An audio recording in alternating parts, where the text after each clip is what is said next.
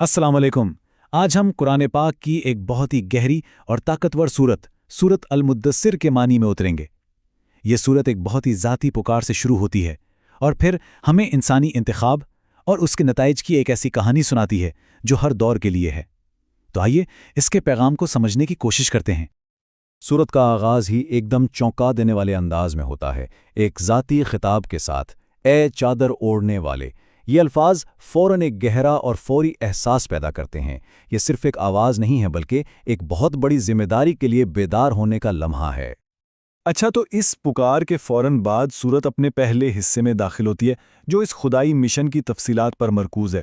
یہ صرف ایک حکم نہیں ہے بلکہ ایک پورا لائحہ عمل ہے جس کی بنیاد رکھی جا رہی ہے۔ یہ احکامات مل کر ایک مکمل روڈ میپ بناتے ہیں۔ دیکھیے، سب سے پہلے عمل کی دعوت ہے، اٹھو اور خبردار کرو۔ پھر اپنے رب کی بڑائی کا بیان، پھر ظاہری اور باطنی پاکیزگی کا حکم، اور آخر میں اس مشکل سفر پر صبر کی تلقین۔ یہ روحانی اور عملی زندگی دونوں کے لیے ایک بہترین نقشہ ہے۔ لیکن ظاہر ہے جب بھی حق کا پیغام پیش کیا جاتا ہے تو ہر کوئی اسے قبول نہیں کرتا، اور یہیں سے سورت کا مرکزی تصادم شروع ہوتا ہے۔ یہ کہانی ہے ایک ایسے شخص کی جو پیغام تو سنتا ہے لیکن اسے مسترد کرنے کا انتخاب کرتا ہے۔ کہانی کا مرکز ایک ایسا شخص ہے جس سے اللہ نے بے شمار نعمتوں سے نوازا تھا، اور یہاں صرف دولت کی بات نہیں ہو رہی بلکہ اسے ہر طرح کی آسائش اور وسائل دیے گئے تھے جو ایک کامیاب زندگی کی علامت سمجھے جاتے ہیں۔ ذرا تصور کیجئے ان نعمتوں میں کیا کچھ شامل تھا۔ بے پناہ دولت، بیٹے جو ہر وقت خدمت کے لیے حاضر رہتے تھے، اور ایک ایسی زندگی جہاں ہر راستہ آسان، ہر چیز ہموار کر دی گئی تھی۔ یہ ایک ایسے شخص کی تصویر ہے جس کے پاس شکر گزار ہونے کی ہر وجہ موجود تھی۔ لیکن یہ آیت اس کی ناشکری اور حرص کو بالکل بے نقاب کر دیتی ہے۔ اتنا سب کچھ ملنے کے باوجود اس کا دل مطمئن نہیں تھا۔ اس کی خواہش تھی کہ اسے اور زیادہ دیا جائے۔ یہ ایک ایسی لالچ تھی جو سیدھا اس کے تکبر سے جڑی ہوئی تھی۔ تو جب اس شخص نے حق کا پیغام سنا تو اس کا رد عمل کیا تھا؟ یہ کوئی فوری یا جذباتی فیصلہ نہیں تھا۔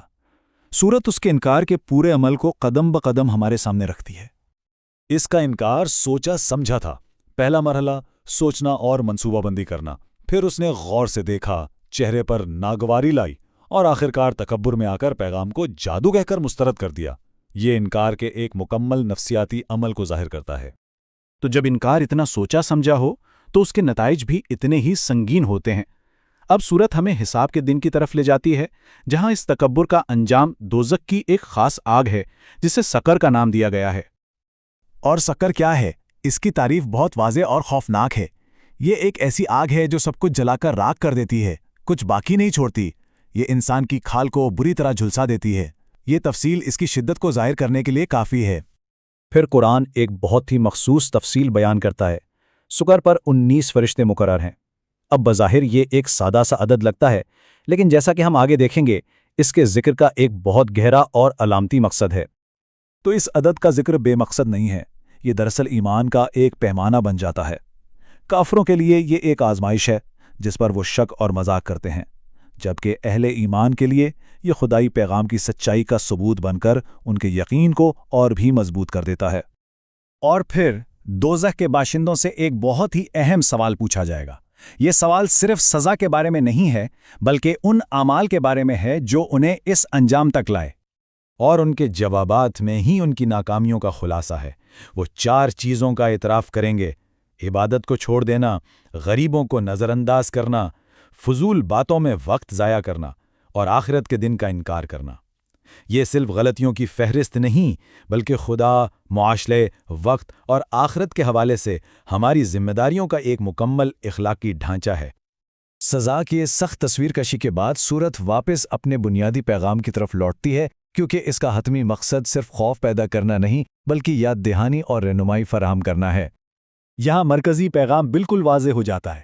یہ پوری سورت اپنی تمام تنبیہات اور کہانیوں کے ساتھ دراصل ایک یاد دہانی ہے، ایک نصیحت ہے، اور یہ ہر انسان کے لیے ہے کہ وہ اس پر غور کرے۔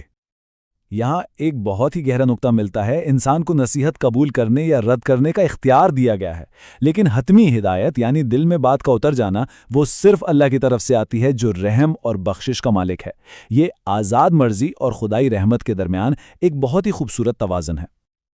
اور یہ ہمیں اس تجزیے کے آخر میں ایک اہم سوال پر چھوڑ جاتا ہے۔ اس صورت کو سننے اور سمجھنے کے بعد وہ کون سا بنیادی پیغام ہے جسے ہر شخص کو اپنی زندگی میں اپنانا چاہیے؟